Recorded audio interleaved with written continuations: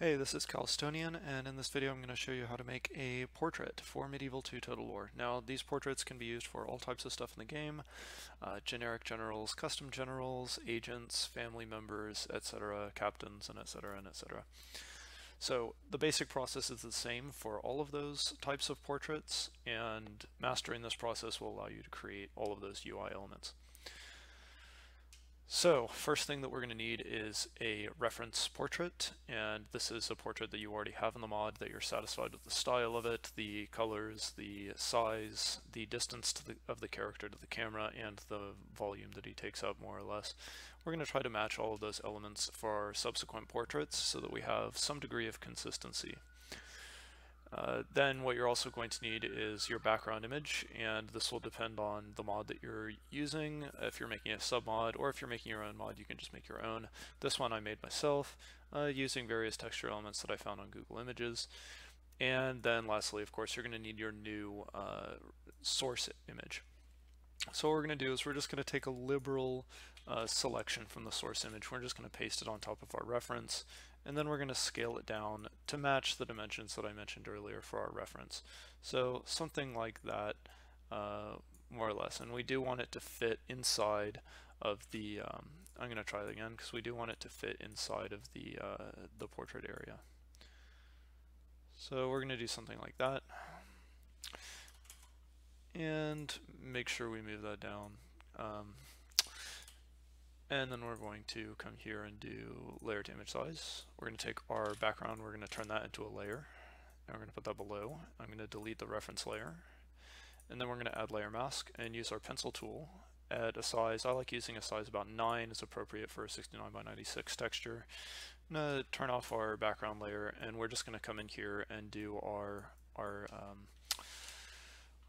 zoomed out crop, I guess, the first pass at it, and we're not going to try to get a really close shave. What we're trying to do here is just get an idea of where the boundary is for the actual content that we're trying to crop out.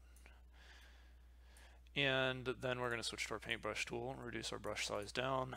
And if you're not getting the same performance out of these two tools, you can match my settings here if you like, or you can use different settings. I'm sure that there are some people who are much better at cropping that probably prefer different settings, but these are the settings that I use. And what we're going to do is we're going to come in, we're going to get a little bit of a closer shave on this pass. And what we're trying to do here is we're trying to remove all that background color.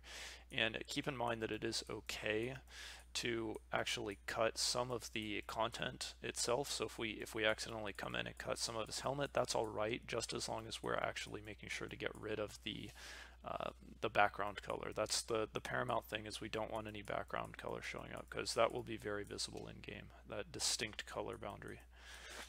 So we're just going to come through, we're going to kind of Bob Ross this, and there's a little bit of kind of artistic judgment that goes into removing the background color from these portraits. And again, getting a pretty close shave here, getting a pretty close shave. Sometimes it's useful to zoom out and see if you're actually deleting content, but no, it looks like we are in fact doing background color there at the nose piece of this guy's helmet. So we're going to continue with that and do something just like that, getting rid of all that background color. All the background color's got to go. So don't be afraid, don't be too gentle with this, because you will accidentally leave some background color. Especially with things like helmets, they tend to have specular reflections, and as well, hair tends to pick up light, especially if it's on a movie studio where there might be light sources from multiple directions. You get these weird kind of glow in characters' hair, and so you want to crop that out. You want to make sure that you're cropping that stuff out. So we're going to zoom out, see what it looks like. Looks pretty decent. We're going to come and we're going to show the layer mask. We're going to switch back to our pencil tool, and we're just going to tidy it up. We want to get rid of any of these floaters, because these floaters will show up in game. So we want to tidy up our alpha channel, and then I'm going to Control A and Control C that alpha channel, and we're going to apply that. We're going to show our background channel. We're going to zoom out to where we would be viewing the portrait. It's more or less here or here. And then we're going to apply filter, enhance, sharpen, unsharp mask, and one pass looks pretty appropriate, so I'm not even going to play with the parameters. But if you want to, you can play with these parameters here, so that here you're overcooking it, and somewhere down here is probably ideal. So we're going to do that, and then we're just going to merge down and add a layer mask. and copy our alpha channel data onto there again and apply that, and now we're ready to export. And that's it. That's the entire process for making a portrait.